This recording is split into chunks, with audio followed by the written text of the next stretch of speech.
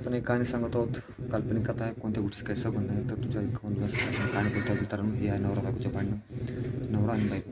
तर ह्याच्यामध्ये सतत आपल्या भांडणाचं तुम्हाला उत्तर काही ना काही पाहायला भेटेल मित्रांनो. तर ही कहाणी तुम्हाला मजेदार व चांगली वाटेल मित्रांनो. खूप छान आहे. काल्पनिक कथा आहे. कोणत्या गोष्टी काय संबंध. तर आपण सुरुवात करूया मित्रांनो. सगळीच काही या कहाणीमध्ये आणि सगळंच काही तुम्हाला भांडापोल होईल मित्रांनो. सगळीची जी काय पोल सगळी खुलेल मित्रांच्या.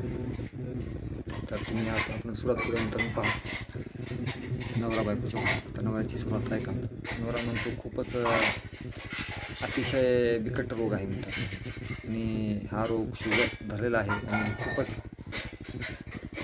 अतिशय गतीनं वाढत असतो मित्रांनो. बायकोला सांगतो आणि म्हणतो, बाई आता तुझी एवढं कमवून पैशाच्या मागे लागू तू रोग आणून घेतले आणि हे रोग तुला आज न उद्या घेऊन जाते म्हणते. आता राहिलेच किती वर्ष तुझे 5-7 वर्ष. तुला मारायची जरूरत नाही. तू ऑटोमॅटिक मरतेस म्हणते. तुला तर मारायची जरूरत नाही म्हणते. ऑटोमॅटिक तुझी मौत तुझ्या जवळ गेली म्हणते आता. आणि मुलगा माझ्या स्वाधीन का तुझं आयुष्य आता ऑटोमॅटिक कमी होत आहे. कधी केव्हाही काही होऊ शकते. करून मरू शकतेस तू. कधी बी काही होऊ शकते तुला. आणि तुझी व्हॅलिडिटी काय आहे आता. तुला काही बोलायचं जरूरत नाही. ऑटोमॅटिकच काय ते वरच्याने हिसाब दिला आहे म्हणते. आता जे होईल ते ऑटोमॅटिकच होणार आहे म्हणते मित्रांनो. तुला काही करायचं जरूरत नाही. आता तुझी व्हॅलिडिटी आहे त्याप्रमाणे तू आता पुढे खर्च करून काय अर्थ नाही. मुलगा देऊन टाक. कशाला मुलाचं ते भविष्य पुढे खराब करण्याचं म्हणते. आज मुलगा कुठे काय झाल्यावर उद्या लेखाचं भविष्य खराब होतं आहे. कारण की आता तुझी व्हॅलिडिटी संपत आली. वरच्यानं बटन दाबलेलं आहे तुझं आणि तू जास्त पुढे जाऊ शकणार. आणि किती जर पापाचा घडा जास्त मित्रांनो कधी थांबत नसते हे तुम्हाला दिसून मित्रांनो. आणि सगळ्यांचं काही ना काही कुठे ना कुठे काही ना काही असतंच मित्रांनो. हे आपल्याला दिसून येतं. आणि आपल्या ह्याच्यातून किती जर पैसा असला तर मित्रांनो माणूस पैशाने जीवन खरेदी करू शकत नसतं मित्रांनो. ह्यासाठी जे काही आहे ते मुलाचं भविष्य त्याच्या बापाच्या हातात द्यावं असं एक मुलाच्या बापाचं म्हणणं असतं मित्रांनो. कारण की ह्याचं आयुष्य ह्याच्या हातात नाही मित्रांनो. आणि त्याचं आयुष्य त्याचं भविष्य का सुधारणार आहे मित्रांनो. ह्याचंच भविष्य संपत आलं मित्रांनो. त्याचं भविष्य का बघणार आहे ना. तर हे आम्हाला चॅनलच्या मदतीतून एक त्याचा नवरा सांगत असतो मित्रांनो. तुझं भविष्य आता तुझ्या हातात न राहिलं. कधी केव्हा काही होऊ शकतं. तुझी गॅरंटी नाही. त्या मुलाचं का भविष्य बघणार. मुलगा आज ना उद्या तुझं कधी टोही होऊ शकतं. कारण की खूप तुझं आता आयुष्य कमी आहे. तुझं हे जे रोग जडला ह्याच्यामुळे तुझी गॅरंटी कधी केव्हा होऊ शकते. तुझं संपलेलं आहे सगळं. तू काही आता पटपट करून फायदा नाही. जे व्हायचं ते वरच्याच हातात असतं. त्याच्या ईश्वरच्याने जे लिहिलं तेच होत असतं मित्रांनो. हे आपल्याला पूर्णपणे कारण की जे काही आपल्याला सांगायचं आहे ह्याच्यातून आपण पूर्णपणे आपण सांगतो. हे मुलाच्या बापाची इच्छा असते मित्रांनो.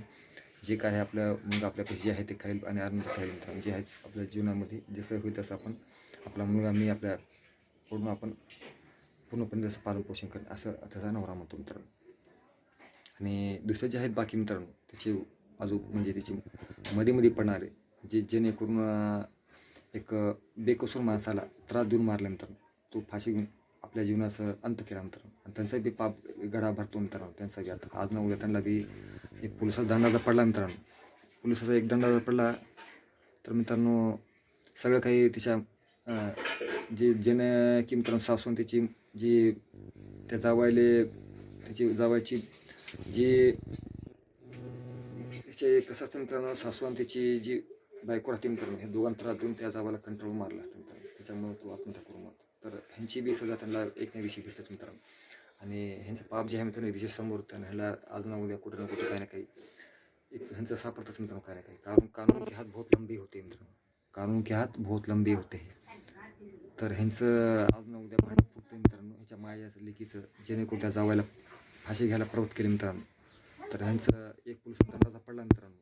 तर ह्या माया आणली की जावायला ज्या प्रमाणात त्रास देऊन मारले मित्रांनो फाशी घेऊन मेला तो. तर दोन्ही माया लेकीचं भांडं फुटलं मित्रांनो. आणि सगळं काही कानूनचा एक दंडा पडला का मित्रांनो. कानून के हात लंबे होते का बरं म्हणतात मित्रांनो. कारण की किती जर पाप केलं त्याच्या समोरला पण नसतं मित्रांनो. तर ह्याच्या बी जे सासून आणि तिच्या बहिणीने जे त्रास दिला मित्रांनो जावला त्या फाशी घेऊन मला प्रवृत्त केलं त्याला तसं जर भांडं पण होणारच आहे मित्रांनो. आणि ह्या दोघांना मध्ये जाण्याला लागण्याचं हे 100% खरं आहे मित्रांनो. आणि 2 दंडे पडल्यावर हे पोलिसापासून आणि कानूनपाशी काही आतापर्यंत लपलेलं नसते मित्रांनो. तुम्हाला माहिती आहे.